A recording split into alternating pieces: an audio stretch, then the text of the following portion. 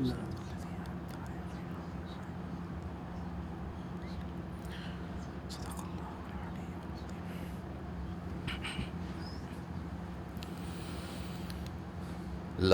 حول ولا قوة إلا بالله العلي العظيم. أعوذ بالله من الشيطان الرجيم. بسم الله الرحمن الرحيم. الحمد لله رب العالمين. الصلاة والسلام والتحية والإكرام على النبي الأمي المكي المدني القرشي الأبتحي التهامي الرسول المسدد المصطفى الأمجد حبيب إله العالمين وخاتم النبيين مولانا ومولى الثقلين جد الحسن والحسين أبي القاسم وأبي الزهراء محمد. اللهم صل على محمد وآل محمد وعلى أهل بيته الطيبين الطاهرين المعصومين المظلومين لا سيما بقية الله في الأرضين روحي وأرواح العالمين لتراب مقدمه الفداء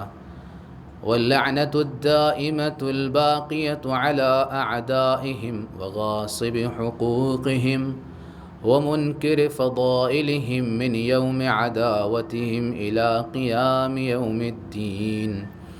أما بعد فقد قال الله تبارك وتعالى في القرآن الكريم وهو أصدق الصادقين وقوله الحق. بسم الله الرحمن الرحيم. إن الله وملائكته يصلون على النبي يا أيها الذين آمنوا صلوا عليه وسلموا تسليما. اللهم صل على محمد وآل محمد. ارباب اعزا، شب شہادت امام زین العابدین علیہ الصلوۃ والسلام ہے. صل على محمد وآل محمد. ہمارے اور آپ کے چوتھے امام. اگر بیسک چیزیں ان کے بارے میں دیکھا جائے تو آپ کی ولادت باسعادت 5 یا 7 ماہ شعبان سن 38 ہجری میں، اور بعض روایتوں میں جمادی الاول میں بھی روایت ہے کہ آپ کی ولادت واقع ہوئی ہے. اور آپ کی شہادت کے بارے میں بھی تاریخ میں اختلاف ہے. شہادت کے حوالے سے آج شب 25 محرم یعنی 25 محرم کو آپ کی یوم شہادت، 22 محرم بھی ہے، 20 بھی ہے، اور بھی الگ تاریخیں ہیں، لیکن جو مشہور ہے وہ 25 محرم ہے سن 95 ہجری. آپ کے والد محترم امام حسین علیہ الصلوۃ والسلام، اللهم صل على محمد وآل محمد. آپ کے والدہ شہر بانو، اور آپ کی اولاد میں تقریباً الگ الگ روایتیں ہیں. جو شیخ عباس قمی رحمہ اللہ نے کتاب منتہی الاعمال میں بتایا ہے، اس میں 15 اولادیں آپ کی لڑکے اور لڑکی بتائی ہیں، جن میں امام باقر علیہ السلام اور زید شہید شامل ہیں. امام سجاد علیہ السلام یہ وہ امام ہیں جنہوں نے ایسے دور میں زندگی گزاری ہے جو تاریخ اسلام میں اور ائمہ اطہار کے زمانوں کو اگر ہم دیکھیں گے تو سب سے سخت ترین دور میں امام سجاد نے زندگی گزاری ہے. تاریخ میں اگر کوئی دور سب سے سخت رہا ہے تو یہ امام سجاد علیہ السلام کی تاریخ اور دور رہا ہے. واقعہ کربلا، جیسے کہ میں نے بتایا، سن 38 ہجری میں ولادت ہوئی ہے، 61 ہجری میں کربلا واقع ہوئی ہے، 95 ہجری میں آپ کی شہادت ہوئی ہے. تو واقعہ کربلا کے بعد تقریباً 34 سال جو ہے آپ قید حیات میں رہے ہیں. 57 سال کی عمر رہی ہے آپ کی جب آپ کی شہادت واقع ہوئی ہے. تو اس 57 سال کی عمر میں اور 34 سال جو امامت کے فرائض آپ نے ادا کیے ہیں، واقع کربلا کے بعد کافی سال ہوتے ہیں، یعنی مختصر سال نہیں ہے، 1-2 سال نہیں ہے، بلکہ ایک طویل عرصہ ہے جو امام علیہ السلام نے اپنی زندگی کا امامت کے فرائض کو انجام دیے ہیں۔ اور یہ دور اس لیے بھی سخت رہا ہے کہ اگر دیکھا جائے کہ جیسا کہ عبداللہ ابن عباس یا ابن عباس نے مدینے میں مکے میں امام حسین علیہ السلام سے کہا تھا کہ آپ اس سفر پہ مت جائیے، اس لیے کہ اگر آپ کو قتل کر دیا گیا تو پھر کسی کی حرمت باقی نہیں رہے گی۔ ہوتا کیا ہے کہ مثال کے طور پہ اگر کوئی کالج کا، یونیورسٹی کا کوئی پروفیسر ہو، بہت مشہور ہو، جب اس کی عزت نہ کی جائے تو ظاہر سی بات ہے اس کالج کے اسٹوڈنٹ کی کہاں سے عزت ہوگی۔ جب اس کالج کے بڑے کی عزت نہیں کر رہے ہیں تو پھر اسٹوڈنٹ کی عزت، عام ٹیچروں کی عزت وہ کہاں سے ہوگی۔ تو اسی لیے ابن عباس کہہ رہے تھے کہ آپ نہ جائیے، اس لیے کہ اگر آپ کو قتل کر دیا گیا تو پھر کسی کا احترام باقی نہیں رہے گا۔ اب اسی سے آپ سمجھ لیجئے کہ یہ ایسا ماحول تھا، ایسا خفقان کا ماحول تھا، ایسا سخت ماحول تھا کہ اس زمانے میں مختلف جابر و ظالم حکمراں موجود تھے، جن میں خود یزید ہے۔ واقع کربلا کے بعد جو ہے 1-2 سال میں یزید اس دنیا سے چلا گیا، لیکن اس کے بعد جو ہے جو عبد الملک ہے، عبد الملک ابن مروان، تقریباً 21 سال 21 ایئرز جو ہے امام کی زندگی کا اس کے دور حکومت میں تھا۔ یہ بہت خبیث، بہت ہی سفاک اور ظالم حکمراں تھا۔ اگر دیکھنا ہے کہ امام کے دور میں کیسا دور تھا تو یہ وہ دور تھا جس دور میں اسی عبد الملک ابن مروان کا ایک گورنر تھا جس کا نام تھا حجاج ابن یوسف ثقفی۔ یہ حجاج ابن یوسف ثقفی کے بارے میں ملتا ہے روایتوں میں کہ اس نے نہ جانے کتنے ہزار اہل بیت کے چاہنے والے اور شیعوں قتل کیا تھا۔ جب تک صبح میں کسی کو اس کے سامنے قتل نہیں کرتے تھے تب تک یہ کوئی چیز کھاتا نہیں تھا، اس قدر سفاک اور اس قدر ظالم تھا۔ اگر دیکھنا ہے تو یہ وہ زمانہ تھا جس زمانے میں مختلف قیام انجام پائے ہیں۔ کربلا کے قیام کے بعد سب سے پہلا جو قیام ہوا تھا مدینے والوں کا ہوا تھا۔ سن 63 ہجری میں، 63 ہجری میں یہ قیام واقع ہوا تھا، قیام حرہ، واقع حرہ کے نام سے۔ حرہ ایک علاقہ ہے مدینے کا، اور اس نام سے جو ہے اس کو واقع حرہ کہا گیا ہے۔ اس واقع حرہ میں اگر آپ دیکھیں گے تو کس قدر وہاں پہ ظلم و بربریت ہوئی ہے۔ لشکر یزید نے مدینے پر چڑھائی کی، مدینے پر حملہ کیا، عبداللہ ابن حنظلہ اور جو اس کے پیروکار تھے ان کو مارنے کے لیے۔ تقریباً 5 سے لے کر کے 27,000 کا لشکر بتایا جاتا ہے کہ مدینے پر حملہ کیا گیا تھا۔ مدینے والوں نے مدینے کے اطراف میں خندق کھودی تھی تاکہ جس طرح سے دشمن آتا ہے تو وہ آ نہ پائے، لیکن اندر سے بھی جو ہے جو پیچھے سے ان لوگوں نے وار کیا اور وہاں پہ کچھ خاندان والے تھے ان کو پیسے سے خرید لیا اور وہاں سے مدینے میں یہ لوگ وارد ہوئے، اور وارد ہونے کے بعد روایتوں میں ملتا ہے کہ تقریباً انہوں نے 4,000 سے لے کر کے 10,000 تک کی روایتیں ملتی ہیں کہ انہوں نے قتل کیا ہے۔ اور خود جو وہاں پہ آیا تھا مسلم بن عتبہ آیا تھا، عقبہ، مسلم بن عقبہ جو ہے یہ یزید کا سپہ سالار تھا جو مدینے پر حملہ کرنے کے لیے اس کو رکھا گیا تھا، اور اس نے کہا کہ یزید کی طرف سے 3 دن کی چھوٹ ملی ہے، 3 دن تک جو ہے ہر چیز جو ہے حلال ہے، اور اس قدر وہاں پہ خون بہا، اس قدر قتل کیے، بے شمار جو ہے بے گناہوں کو وہاں پہ قتل کیا۔ البتہ امام سجاد اس وقت بھی مدینے میں موجود تھے، لیکن امام سجاد علیہ السلام نے اپنے گھر والوں کو اور 400 گھر والوں کو، 400 پریوار کو جو ہے انہوں نے کفالت کی اس موقع پر، اپنے فیملیز کو اور کچھ لوگوں کو مدینے کے تھوڑا باہر ایک جگہ ینبع کے نام سے ہے وہاں پہ بھیج دیا تھا، خود مدینے میں موجود تھے۔ امام سجاد کو کوئی نقصان نہیں پہنچا، اور امام سجاد مدینے والوں کے اس قیام میں شامل نہیں ہوئے تھے، چونکہ جو عبداللہ ابن زبیر ہے، زبیر کا بیٹا عبداللہ، یہ اس کے حکم سے ہوا تھا، امام اس پہ شامل نہیں ہونا چاہتے تھے۔ اور بھی کچھ صحابہ تھے جیسے جابر بن عبداللہ انصاری تھے، اور بھی کچھ صحابہ تھے جو اس قیام میں شامل نہیں ہوئے تھے۔ بہرحال یہ وہی قیام ہے. اب آپ سوچیے ذرا کس قدر جو ہے ماحول سخت ہے. اس کے بعد جو قیام ہوا ہے توابین کا قیام ہوا ہے جو کوفے میں ہوا تھا. اس میں بھی تقریباً جو ہے 4000 لوگوں نے جو ہے قیام میں شامل ہوئے تھے اور اکثر لوگ شہید ہو گئے تھے. یہ وہ افراد تھے جنہوں نے جو ہے توابین اسی لیے کہا جاتا ہے چونکہ انہوں نے جو ہے توبہ کے عنوان سے کہ ہم کربلا میں امام حسین کا ساتھ نہیں دے پائے, ہم وہاں پہ نہیں جا پائے خوف کی وجہ سے, جس وجہ سے بھی ہم نے امام حسین کا ساتھ نہیں دیا, تو اب ہم جو ہے ہمارا گناہ اسی وقت معاف ہوگا جب ہم امام حسین کے قاتلوں کا بدلہ لیں اور ساتھ ہی ساتھ جو ہے ہم اپنی جان و قربان کر دیں. تو اس نیت سے یہ لوگ نکلے اور پھر یہ تمام جو ہے اکثر لوگ ان میں سے قتل ہو گئے. تو یہ افراد بھی قتل ہو گئے. پھر مختار کا اس کے بعد یعنی سن تقریباً 65 ہجری میں قیام توابین تھا, 66 ہجری میں جو ہے قیام مختار. قیام مختار بھی جو ہے آخر تک بھی زبیریوں کے ذریعے سے جو ہے وہ بھی جو ہے مختار کو بھی جو ہے قتل کر دیا گیا. تو بہرحال یہ ایسا یعنی خوفناک ماحول تھا. یہ وہ عرصہ ہے جس میں حدیث نقل نہیں کر سکتے ہیں. آپ کو معلوم ہے کہ تقریباً 100 سال تک جو ہے حدیث نقل کرنے پر بینڈ تھا. یعنی آپ کسی کو حدیث بتا نہیں سکتے ہیں, آپ کسی سے حدیث سن نہیں سکتے ہیں. یہ ایک جرم کہلاتا ہے. اگر کوئی حدیث نقل کر رہا ہے تو یہ جرم تھا. اس جرم کو ختم کس نے کیا؟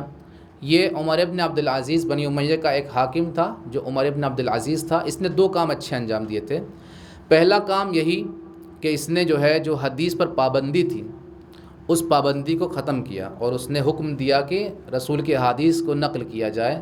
جس کے پاس حدیثیں ہیں سرکاری طور سے جمع کرنے کا حکم دے دیا. دوسرا جو اچھا کام اس نے انجام دیا تھا وہ یہ تھا کہ اس سے پہلے مولا کائنات حضرت علی ابن ابی طالب علیہ الصلوۃ والسلام کی شان میں گستاخیاں ہوتی تھیں ممبروں سے, ان کو برا بھلا کہا جاتا تھا, خطبوں سے مولا کائنات کو برا بھلا کہا جاتا تھا. اور اس طرح سے اس نے جب وہ حکومت پہ آتا ہے تو اس نے اس چیز کو ختم کر دیا. کہا کہ اب ممبروں سے خطبوں سے یہ چیز خطبوں میں نہیں کہنا ہے, مولا کائنات کے بارے میں برا بھلا نہیں کہنا ہے, اور اس چیز کو ختم کر دیا. چونکہ بنی امیہ نے بنیاد رکھی تھی کہ جتنا ہو سکے علی اور اولاد علی کے بارے میں برا بھلا کہا جائے, خاص طور سے مولا کائنات کے بارے میں. تو یہ بہت خطرناک ماحول تھا اس زمانے میں. لیکن پھر بھی امام نے اپنے امامت کے فرائض انجام دیے. امام کو کوئی ممبر نہیں مل رہا تھا, یعنی کوئی جگہ ایسی نہیں تھی جہاں پہ امام جو ہے جا کر کچھ بیان کر سکیں. عبد الملک کی طرف سے مدینہ کا کوئی گورنر تھا, مدینہ کا کوئی قاضی تھا, مدینہ کا جو ہے امام جمعہ تھا, مدینہ کا جو ہے تمام افراد جو جہاں سے دین کی تبلیغ ہو سکتی ہے وہاں سرکار کی طرف سے حکومت کی طرف سے افراد معین تھے. تو امام سجاد کو ایسی کوئی فرصت نہیں مل رہی تھی جہاں پہ اعلانیہ طور سے امام کوئی قدم اٹھا سکے. پھر بھی امام نے کچھ طریقے اپنائے تاکہ وہ علوم آل محمد کو اور ساتھ ہی ساتھ جو ہے لوگوں کو جو ہے لوگوں کے درمیان بیداری لے کر کے آئیں. ان میں سے جو امام نے ایک کام انجام دیا ہے ان میں سے امام کا شاگردوں کا تربیت کرنا. امام نے شاگردوں کس طرح تربیت کیا؟ دیکھیے امام کے کچھ شاگرد جو تھے وہ مثلاً روایتوں میں ملتا ہے کہ شیخ مفید شیخ توسی لکھتے ہیں کہ امام کے 170 شاگرد تھے, یعنی 34 ایئرز میں امام کے 170 شاگرد صرف تھے. اب اگر آپ اس دوران کو امام کے شاگردوں کو اور چھٹے امام کے زمانے کے دور دیکھیے, چھٹے امام کے زمانے میں امام درس دے رہے ہیں اور امام کے ایک درس میں 4000-6000 لوگ موجود ہیں. کتنا فرق ہے. اس سے آپ کو خود سمجھ میں آ جائے کہ ایسا ماحول تھا کہ 34 سالوں میں 170 شاگرد اور یہاں پہ ایک کلاس میں ایک امام کے ایک حدیث بیان کرنے میں فقہ بیان کرنے میں 4000 شاگرد موجود ہیں. یا آپ دیکھیں امام رضا علیہ السلام کے زمانے میں جس وقت امام رضا علیہ السلام کو مدینے سے مرو لایا جایا گیا تو جب نیشابور پہنچے ہیں اور امام کی ہماری تھی تو وہاں پہ تقریباً 8000 یا 7000 سے زیادہ ایسے افراد موجود تھے جو حدیث لکھنے والے تھے کہ امام کو ایک حدیث کہیں تو وہ حدیث سلسلۃ الذہب امام نے وہاں پہ ارشاد فرمائی تھی. تو یہ زمانے کو دیکھیں گے آپ تو دیکھیں کتنا جو ہے سخت ماحول تھا. یہ جو افراد ہیں جن کو امام کے خاص شاگردوں میں شمار کیا جاتا ہے, لیکن امام نے خاص شاگردوں کے علاوہ امام نے جو دوسرا طریقہ اپنایا تھا تربیت کرنے کا وہ غلاموں کے ذریعے سے تھا۔ اگر امام ایک جگہ مثلاً سب لوگ کو بلاتے، شاگردوں کو بلاتے، افراد کو بلاتے تاکہ ان کی تربیت کریں، ان کو کچھ مفاہیم قرآن، مفاہیم دیگر مفاہیم ان کو بتایا جائے، تو حکومت کی طرف سے ان پر نظر بند ہوتا اور امام کوئی کام نہ کر پاتے۔ تو امام نے وہ طریقہ اپنایا، وہ بہترین طریقہ جو کسی کی توجہ اس کی طرف نہیں تھی۔ روایتوں میں ملتا ہے کہ تاریخوں میں ملتا ہے کہ امام نے غلاموں کے ذریعے سے غلاموں کی تربیت کی امام نے۔ ظاہر سی بات ہے یہ وہ زمانہ تھا، چاہے وہ مدینہ ہو، مکہ ہو، الگ الگ علاقوں میں لوگ غلام خریدتے تھے، غلام بیچتے تھے۔ ایک جگہ ہوا کرتی تھی جہاں پہ غلاموں کو بیچا جاتا تھا، غلاموں کو خریدا جاتا تھا۔ تو امام کیا کرتے تھے، مدینے میں اس علاقے میں جا کر کے غلاموں کو خریدتے تھے۔ غلاموں کو خریدنے کے بعد ان غلاموں کو امام قرآن سکھاتے تھے، احکام سکھاتے تھے۔ بہرحال ہر ایک کی الگ الگ ظرف ہوتی ہے، ایسا نہیں تھا کہ غلاموں میں سب برابر ہوں، غلاموں میں الگ الگ سطح کے لوگ تھے، الگ الگ افراد تھے، الگ الگ صلاحیتیں تھیں۔ تو صلاحیتوں کے پیش نظر امام ان کو چیزیں سکھاتے تھے، اور اس کے ذریعے سے امام نے ان غلاموں کے ذریعے سے ان کو جو تعلیم دیتے تھے، عید کے موقع پر، شب عید فطر پر امام ہزار ہزار غلام آزاد کرتے تھے، ان کو آزاد کر دیتے تھے۔ اب یہ غلام جہاں جا رہے ہیں وہ مکتب اہل بیت سے واقف ہو گئے ہیں۔ اب جس کے اندر جتنی صلاحیت ہے، کچھ ایسے غلام تھے جو بہت باصلاحیت تھے، کہنے کو تو غلام تھے لیکن اگر ہمارے لحاظ سے دیکھا جائے وہ تو ہمارے آقا کہلائیں گے۔ تو امام اس طرح سے، بعض کتابوں میں ملتا ہے کہ امام 50,000 غلام انہوں نے آزاد کیا ہے، 50,000 غلام ہم نے آزاد کیا ہے اپنے اس 34 ایئرس کے امامت میں۔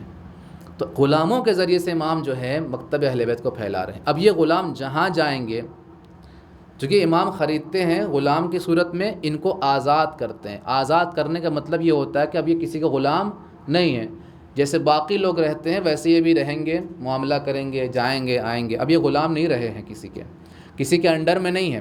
غلام کا مطلب اس زمانے میں عاش خادم کی طرح نہیں تھا کہ آپ نے خادم کو رکھا، اس کو تنخواہ دے رہے ہیں، چاہے وہ جھاڑو پوچھا کے لیے ہو، چاہے وہ آپ کسی اور کام کے لیے گھر میں رکھا ہے، سامان لانے کے لیے، کسی بھی کام کے لیے۔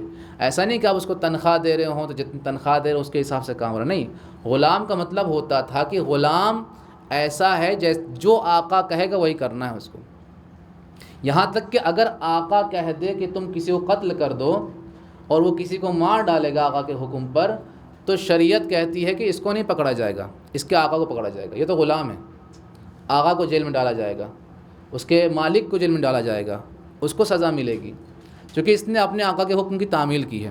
تو غلام کا مطلب یہ ہوتا ہے کہ اس کے پاس اپنی طرف سے کوئی ملکیت نہیں ہے، اس کا پیسہ اپنا نہیں ہوتا ہے، اس کا کوئی پیسہ اپنا نہیں ہوتا ہے، اور اس کی کوئی جو ہے اس کی طرف سے نہیں ہوتی، جو کچھ ہوتی ہے اس کے مالک کی ہوتی ہے، اس کو کہتے ہیں غلام۔ تو امام نے اس طرح سے غلاموں کو خرید کر کے، ان کو تعلیم دے کر کے ان کو آزاد کیا۔ اور یہ غلام میں اگر دیکھیں گے، ایک روایت ملتا ہے کہ مدینے میں ایک مرتبہ جو ہے ایسا قحطی پڑ گیا، افراد جمع ہوئے دعا کرنے کے لیے۔ اب آپ جانتے ہیں کہ بارش کے لیے دعا ہوتی ہے، نماز استسقاء پڑھتے ہیں، لوگ دعا کرتے ہیں، تو ایسے لوگ دعا کر رہے تھے بارش کی نازل ہونے کے لیے، لیکن کوئی بارش نازل نہیں ہو رہی تھی۔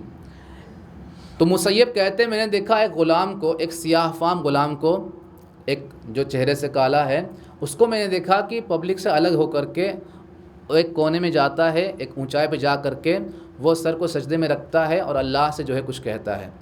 اب میں نے دور سے جب دیکھا کہ یہ غلام کچھ عجیب سا لگ رہا ہے، مطلب ان کے پبلک کے بیچ میں، اب وہ علیحدہ ہو کر کے اس کا پیچھا کیا۔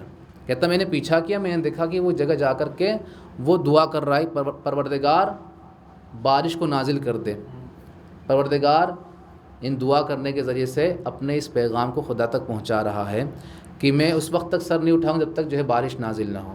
وہ کہتا پھر میں نے دیکھا جب وہ اٹھتا ہے تو بادل آتے ہیں، بجلی کڑکتی ہے، پھر دھیمے دھیمے بارش، خوب زوردار بارش ہوتی ہے۔ تو مصیب کہتا ہے کہ مجھے لگا کہ یہ کوئی ولی ہوگا، کوئی خاص شخص ہوگا اس طرح سے، تو میں نے پیچھا کہ دیکھوں کہاں کا رہنے والا ہے، کہاں سے آیا ہے یہ۔ تو پیچھا کرتے کرتے میں نے دیکھا مدینے میں امام سجاد کے گھر میں چلا گیا یہ۔ اب مجھے سوال ذہن میں آیا کہ آخر یہ امام سجاد کے گھر میں کیوں جا رہا ہے؟ پھر میں امام سجاد کے گھر میں جاتا ہوں اور میں نے غلاموں کے بارے میں ہم سجاد سے پوچھا کہ آپ کا کوئی غلام ہے؟ انہوں نے کہا ہمارے پاس بہت غلام ہیں۔ کون غلام؟ کیا کام ہے؟ کہا ایک غلام کو مجھے خریدنا ہے آپ سے۔ امام کہتے ہیں کون سے غلام؟ غلاموں کو بلاتے ہیں، وہ کہتے ہیں نہیں ان میں سے کوئی غلام نہیں ہے۔ کہا ایک غلام ہے جو وہ نگہبان ہے یا وہ طویلے میں کام کرتا ہے۔ کہا ہاں اس کو بلا کے لائی۔ جب وہ آتے ہیں تو دیکھتا ہاں یہ تو وہی ہے۔ ان کے آنے سے پہلے امام نے کہا تمہیں غلام چاہیے، ٹھیک ہے ہم اس کو آزاد کر دیتے ہیں، تمہیں دے دیتے ہیں۔ تو اس سے پہلے کہ وہ غلام آئے امام نے اس کو آزاد کر دیا تھا، اس کے حوالے کر دیا تھا۔ جب وہ غلام آتا ہے تو امام کہتے ہیں اب آج سے جو ہے یہ تمہارے مالک ہیں۔ تو وہ گریہ کرنے لگتا ہے اور خدا سے دعا کرتا ہے پالنے والے جو میرے پاس جو راز تھا وہ راز فاش ہو چکا ہے، اب میرے جینے کا کوئی مقصد نہیں ہے۔ تو جب اس طرح سے بیان کرتا ہے تو لوگ گریہ کرتے ہیں۔ یہ مصعب کہتا ہے کہ میں گھر سے باہر نکلتا ہوں، ابھی کچھ دیر آگے گیا تھا، جانے سے پہلے اس غلام نے ایک دعا کی تھی، خدا اب میرا راز فاش ہو چکا ہے تو اب مجھے جینے کا کوئی مقصد نہیں ہے، اب میری جان لے لے۔ تو مصعب کہتے ہیں میں کچھ دیر گھر کے باہر نکلا تھا کہ پیغام آ گیا مجھ تک کہ امام نے بلایا ہے اور کہا کہ اس غلام کے تشییع جنازے میں شرکت کرنے کے لیے آ جائیں۔ تو یہ غلام، کچھ غلام ایسے بھی تھے امام کے، غلام ہوتے ہوئے بھی غلام نہیں تھے۔ تو امام کا ایک راستہ کیا تھا؟ تعلیمات اہل بیت کو پہنچانے کے لیے غلاموں کو آزاد کرنا، ان کو تعلیم دے کر کے۔ کسی کی نگاہ، کسی کی شک نہیں جائے گی۔ اس میں دو مقصد ہیں۔ ایک مقصد یہ ہے کہ وہ کلچر رائج کرنا ہے کہ غلاموں کو آزاد کرو جتنا ہو سکے غلام بناؤ مت، غلام آزاد کرو۔ دوسرا جو ہے پہلو اگر دیکھا جائے، وہ پہلو جو ہے جو امام نے مد نظر رکھا، دونوں پہلو اگر دیکھا جائے دونوں پہلو مد نظر ہیں۔ ایک غلام کو آزاد کرنا، دوسرا یہ ہے کہ غلام کو جس کی طرف کسی حکومت کی نظر نہیں جائے گی، بھائی امام کے غلام ہیں، کوئی یہاں کام کر رہا ہے، کوئی کھیت میں کام کر رہا ہے، کوئی باغ میں کام کر رہا ہے، حکومت کی کبھی دھیان بھی اس طرف نہیں جائے گا کہ امام ان کے ذریعے سے بھی تعلیم کو پہنچا سکتے ہیں، مفاہیم اہل بیت کو، قرآن کو پہنچا سکتے ہیں دوسروں تک۔ ان کے ذریعے سے امام جو ہیں اپنے امامت کے جو ذمہ داریاں جہاں تک پہنچانی ہیں، ان کی جو شیعہ جہاں جہاں رہتے ہیں ان کو اگر کوئی چیز پہ کوئی پیغام پہنچانا ہے، کوئی کام ان کا انجام دینا ہے تو انہی کے ذریعے سے امام انجام دے سکتے ہیں۔ تو اس طرح سے امام نے جو ہے ایک طریقہ یہ اپنایا تھا۔ دوسرا جو طریقہ امام نے اپنایا تھا، دوسرا جو امام نے جو فعالیتیں انجام دی تھی اپنے امامت کے زمانے میں، دوسرا یہ تھا کہ امام جتنا ہو سکتا تھا محمد و آل محمد پر صلوات پڑھتے تھے۔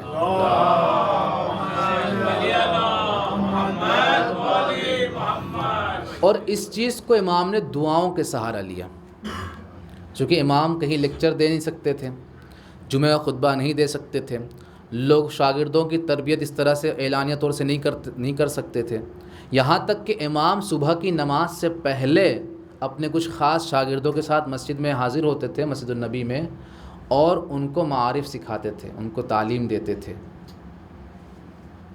اور جب دھیمے دھیمے لوگ جمع ہونے لگتے تھے تو پھر امام خود بلند آواز سے قرآن پڑھنے لگتے تھے، یا پھر نہیں کسی شاگرد سے کہتے تھے تم قرآن پڑھنا شروع کر دو۔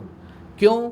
تاکہ لوگوں کو لگے کہ درس قرآن ہو رہا ہے، امام قرات سکھا رہے ہیں، ترتیل سکھا رہے ہیں، اور قرآن کی تلاوت ہو رہی ہے، کوئی عجیب کام نہیں ہو رہا ہے۔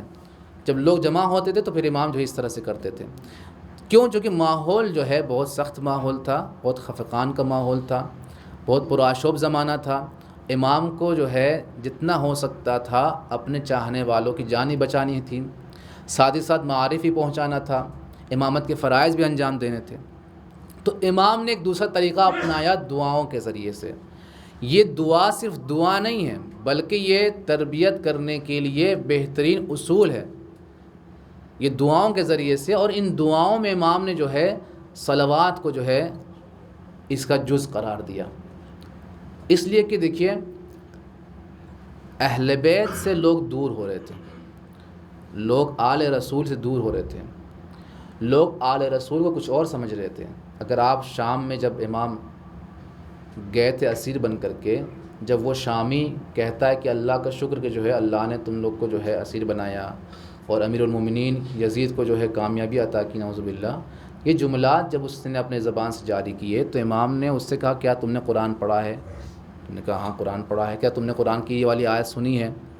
جس میں اللہ کہتا ہے قُلْ لَا أَسْأَلُكُمْ عَلَيْهِ أَجْرًا إِلَّا الْمَوَدَّةَ فِي الْقُرْبَى، یہ مودت قربہ جو ہے قربہ ہم ہی لوگ ہیں، یعنی اہل بیت کے بارے میں لوگ نہیں جانتے تھے شام میں، یا اہل بیت کو دھیمے دھیمے جو ہے لوگوں نے کسی اور طرف موڑ دیا تھا کہ اہل بیت کون ہیں، اہل بیت یہ لوگ ہیں، اہل بیت یزید اور یزید کے گھر والے ہیں۔ تو امام کو یہ اہل بیت کو پہچانوانا تھا۔ وجہ کیا تھی؟ اس لیے کہ نبوت کے بعد امامت کا سلسلہ ہی بہترین راستہ ہے۔ صراط مستقیم کون سا صراط ہے؟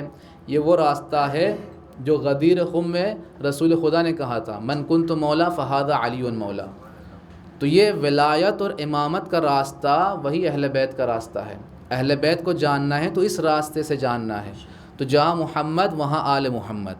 اور آپ ابھی دیکھیں گے جب صلوات پڑھتے ہیں دوسرے برادران میں تو ناقص صلوات پڑھتے ہیں، یا صلوات میں جو ہے دوسرے لوگ کو بھی شامل کرتے ہیں، یا کہتے ہیں اللہم صلی علی محمد، وہ آل محمد نہیں کہتے، کہتے صلی اللہ علیہ وسلم، آل ہی کو بھول دیتے ہیں۔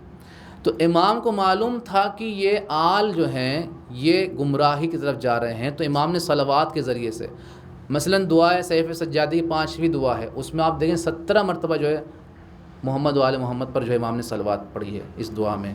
تو دعاؤں کے ذریعے سے امام نے جو ہے معارف کو بیان کیا ہے کہ لوگ سمجھیں گے کہ امام دعا پڑھ رہے ہیں، دعا بھی ہے اور ساتھ ہی ساتھ تربیت بھی ہے۔ آپ دعا کو دعا کی نگاہ سے صرف دیکھیں گے تو دعا ہے، لیکن اگر اس دعا کے ذریعے سے آپ تربیت پانا چاہیں گے تو تربیت بھی پائیں گے۔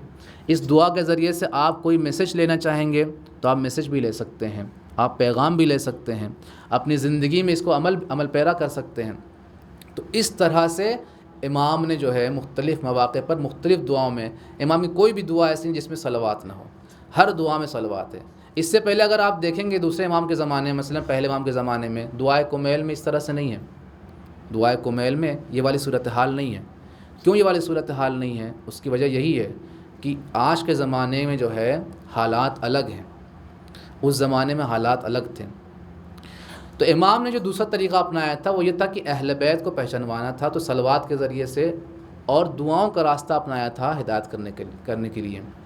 تیسری چیز جو امام نے اپنے اس 34 سالہ زندگی میں اپنایا تھا وہ تھا کہ امام حسین علیہ السلام کے قیام کو اور ان کے غم کو ہمیشہ باقی رکھنا ہے، چونکہ ظالمین نے پوری کوششیں کر رہے ہیں تاکہ اس چیز کو مٹا دیں، ظالم کو اپنی طرف سے پوری کوشش کر رہے تھے کہ مٹا دیں، لیکن امام کو یہ غم باقی رکھنا تھا۔ یہ غم باقی رکھنے کے لیے، باقی رہنے کے لیے امام نے 34 سالوں میں جو ہے مختلف مواقع پر جو ہے امام گریہ فرماتے تھے۔ چونکہ اگر آپ تاریخ میں دیکھیں گے آپ کو کوئی روایت نہیں ملے گی، کوئی عبارت نہیں ملے گی کہ امام نے کوئی مجلس منعقد کی ہو۔ چوتھے امام کے زمانے میں کوئی مجلس نہیں ہوئی ہے۔ چوتھے امام کے زمانے میں کوئی امام نے کسی لوگ کو کہا ہو چلو زیارت کربلا کے لیے چلتے ہیں، نہیں۔ لیکن آپ دیکھیے 5ویں امام کے زمانے میں منا کے موقع پر جب حاجی لوگ جاتے ہیں منا میں، وہاں پہ 5ویں امام کے زمانہ ہے، وہاں پہ ایک شاعر جس کا نام ہے کمیت ابن زید اسدی، یہ وہاں موجود ہے، اور امام سے کہا جاتا ہے کہ کمیت جو ہے کچھ شعر پڑھنا چاہتا ہے۔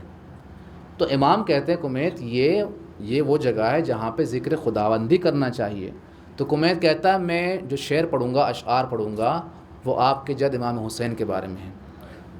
تو پھر امام کہتے ہیں ٹھیک ہے، وہ شعر پڑھتا ہے، شعر پڑھتے پھر امام کے فضائل، پھر امام کے مصائب اس میں جملات آنے لگتے ہیں، پھر امام جو ہے خوب گریہ کرتے ہیں، اس قدر گریہ کرتے ہیں کہ امام کے آنسو جو ہے زمین پر جو ہے گر جاتے ہیں اور زمین جو ہے نم ہو جاتی ہے۔ پھر امام وہیں پہ دعا کرتے ہیں اس کے لیے، کمیت کے لیے دعا کرتے ہیں پروردگار اس کے گزشتہ گناہوں کو اور آئندہ گناہوں کو معاف فرما، اس کے اعلانیہ اور مخفی گناہوں کو معاف فرما۔ اور ساتھ ہی ساتھ یہ امام صادق کے بارے میں بھی ملتا ہے روایت، اور 5ویں امام کے بارے میں ملتا ہے جو روایت کمیت کے بارے میں ہے۔ تو دیکھیں کتنا فرق ہے، ایک منا میں جہاں پہ حاجی لوگ موجود ہیں، زائرین وہاں موجود ہیں، وہاں پہ جو ہے مصائب ہو رہے ہیں۔ یہ آپ 8ویں امام کے زمانے میں دیکھیے دعبل خزاعی، دعبل جو اہل بیت کا شاعر ہے، دعبل کے بارے میں خود مامون جو بنی عباسی کا خلیفہ ہے، اس کے دربار میں باقاعدہ ایک مجلس ہوتی ہے، وہاں پہ دعوت کو بلایا جاتا ہے، دعوت اشعار پڑھتے ہیں اور اہل بیت کے بارے میں وہاں پہ جو ہے گریہ بھی ہوتا ہے. یعنی وہ اب سرکار کی طرف سے خلیفہ کے دربار میں یہ پروگرام ہو رہا ہے. تو کتنا فرق ہے چوتھے امام کے زمانے میں اور باقی ائمہ اطہار کے زمانے میں. ساتویں امام خود مجلس منعقد کرتے ہیں اور کیا بولتے ہیں کہ شاعر سے کہتے ہیں کہ شاعر تم پڑھو. تو چوتھے امام کے زمانے میں یہ ماحول نہیں تھا، اسی لیے امام نے فرداً فردا یا الگ الگ موقع پر جہاں ہو سکتا تھا امام نے اس غم کو بھلانے نہیں دیا. کبھی امام کے سامنے روزے سے ہے، امام رمضان کا موقع ہے، افطار کے لیے پانی لا کے رکھ دیا. خادم آگے دیکھتا ہے کہ پانی ابھی تک رکھا ہوا ہے، امام نے افطار تک نہیں کیا ہے اور امام گریہ کر رہے ہیں. تو امام سے پوچھتے ہیں کہ آپ نے ابھی تک افطار نہیں کیا، پانی رکھا ہوا ہے. تو امام کہتے ہیں قتل ابن رسول اللہ عطشانا، رسول خدا کے فرزند کو پیاسا شہید کیا. اچھا، یاد کرنے کے لیے نہیں کہتے میرے بابا کو وہ پیاسا شہید کیا، کہتے ہیں رسول خدا کے فرزند کو نسبت دلاتے ہیں کہ یہ بھول مت جانا کہ یہ بابا نہیں بلکہ یہ رسول خدا سے نسبت ہے. یا کبھی کھانا سامنے رکھا جاتا ہے اور امام جو ہے جیسے ہی کھانے کو دیکھتے ہیں تو فوراً جو ہے کہتے ہیں قتل ابن رسول اللہ جائع، رسول خدا کے فرزند کو بھوکا شہید کیا گیا. تو الگ الگ مواقع پر، یا کبھی کسی مجلس میں بیٹھے ہوئے ہیں جس طرح سے آپ بیٹھے ہیں، امام گفتگو کر رہے ہیں، اچانک جو ہے ایک بچہ داخل ہوتا ہے اور چوتھے امام دیکھتے ہیں اس بچے کو اور کہتے ہیں کہ یہ وہ بچہ ہے کہ جس کے بابا کو کربلا کے میدان میں دونوں ہاتھ قلم کر کے نہر فرات پر سو گئے، یہ میرے چچا عباس کا فرزند ہے. یعنی اس ایک بچے کے ذریعے سے کربلا کی طرف یاد دلا رہے ہیں، پانی کے ذریعے سے کربلا کی طرف، کھانے کے ذریعے سے کربلا کی یاد دلا رہے ہیں. تو یہ وہ مواقع ہیں جن کے ذریعے سے امام نے جو ہے کربلا کی یاد لوگوں کو دلائی ہے. یا کبھی جو ہے امام خود کہتے ہیں امام سجاد علیہ السلام کہ تاریخ میں 3 موقع ایسے ہیں جہاں پہ بہت سخت پڑے تھے، بہت سخت موقع. 3 موقع ایسا تھا. پہلا موقع وہ تھا جب جنگ احد میں جناب حمزہ شہید ہوئے تھے، تو رسول خدا پر بہت سخت گزرا تھا، اہل بیت پر بہت سخت گزرا تھا، یہ مصیبت بہت سخت تھی. اور باقاعدہ خود رسول خدا نے کہا تھا کہ کون ہے جو حمزہ پر گریہ کرے. تو پھر مدینے والوں نے، مدینے کے عورتوں نے جو ہے باقاعدہ جناب حمزہ علیہ السلام کے شہادت پر ان پر گریہ کیا تھا. یا اس کے علاوہ دوسرا موقع اگر دیکھا جائے تو دوسرا موقع کہتے ہیں جو سب سے وقت جو سخت پڑا تھا اہل بیت علیہ السلام پر، وہ اس وقت تھا جب جعفر ابن ابی طالب شہید ہوئے تھے جنگ موتا میں. اس وقت جو ہے اہل بیت پر بہت سخت پڑا تھا. اگر آپ دیکھیں گے تاریخ میں تو جس وقت جنگ موتا کے لیے جناب جعفر طیار گئے تھے اور روم سے لڑنے کے لیے، تو مسجد نبوی میں رسول خدا موجود ہیں، اصحاب بیٹھے ہوئے ہیں. یکایک رسول خدا گریہ کرنا شروع کرتے ہیں اور بیان بھی کرتے ہیں. کبھی جناب جعفر کا دایاں ہاتھ قلم ہوا، پھر گریہ کرتے ہیں، کہتے ہیں اب یہاں پہ بایاں ہاتھ قلم ہوا. یعنی شہادت واقع ہو رہی ہے دور ہے، لیکن علم غیب سے جو ہے اس وقت بتا رہے ہیں مسجد نبوی میں کیا صورتحال ہے.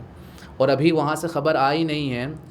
گریہ زاری کے بعد رسول خدا اٹھتے ہیں، اٹھنے کے بعد جو ہے جاتے ہیں اسماء بنت امیس جو جناب جعفر طیار کی زوجہ ہیں، ان کے گھر میں جاتے ہیں اور پوچھتے ہیں کہ بچے کہاں ہیں، یعنی جناب عبداللہ، محمد.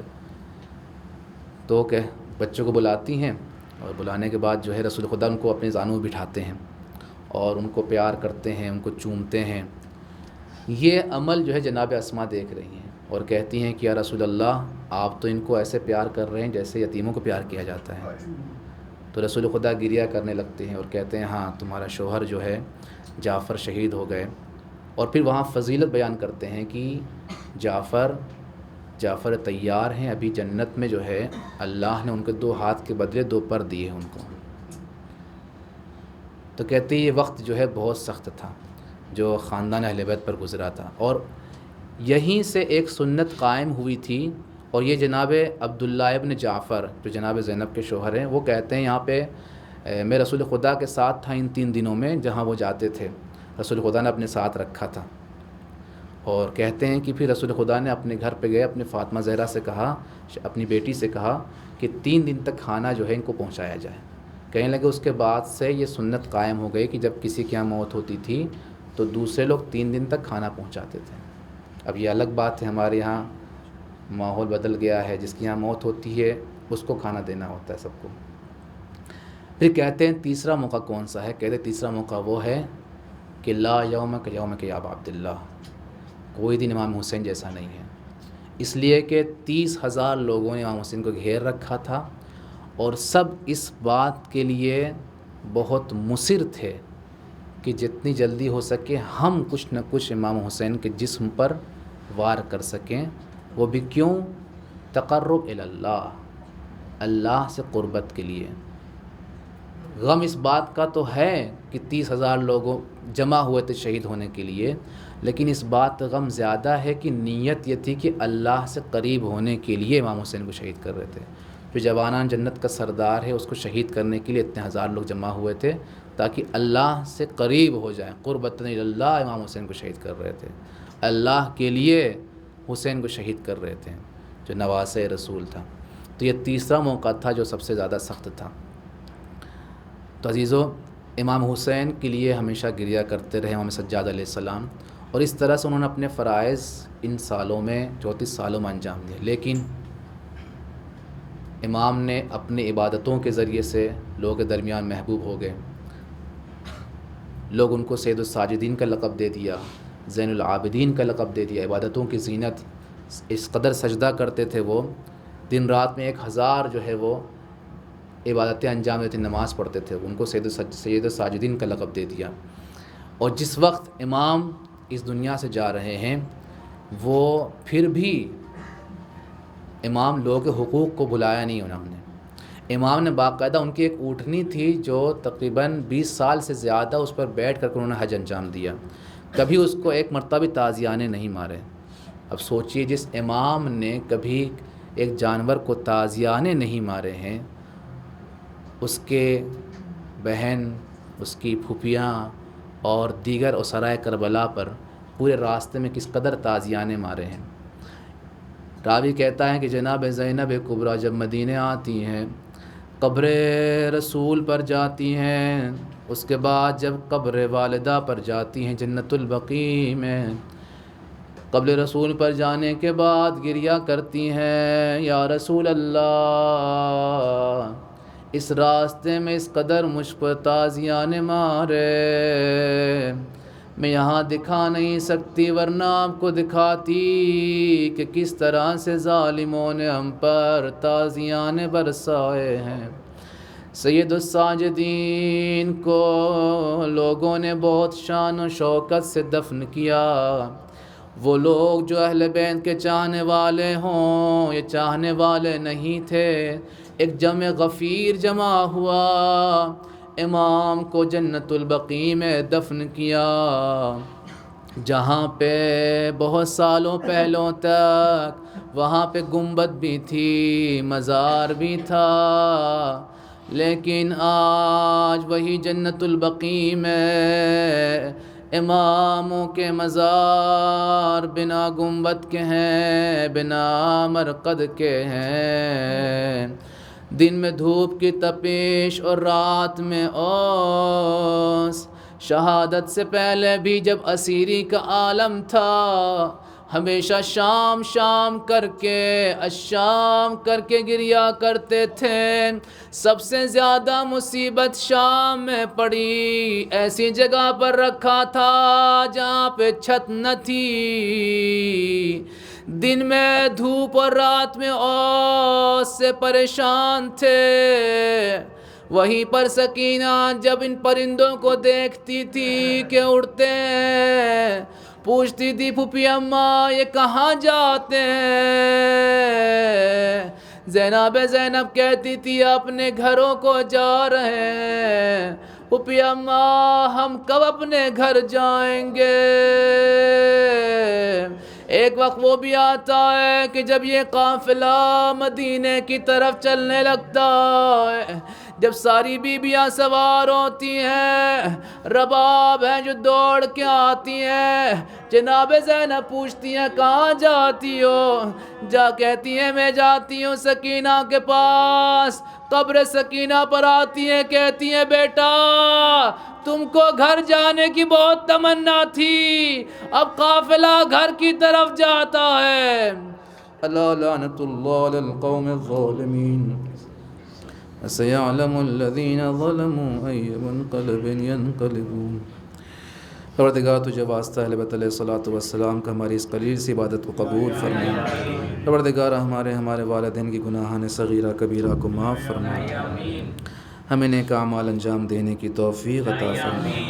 شیعیان حیدر کرار، محبین اہل بیت اطہار، جہاں کہیں ان کی جان و مال، عزت و آبرو کی حفاظت فرما، مقامات مقدسہ کی حفاظت فرما، علماء اعلام کا سایہ ہمارے سروں پر باقی رہے، رہبر و مراجع کو طول عمر عطا فرما۔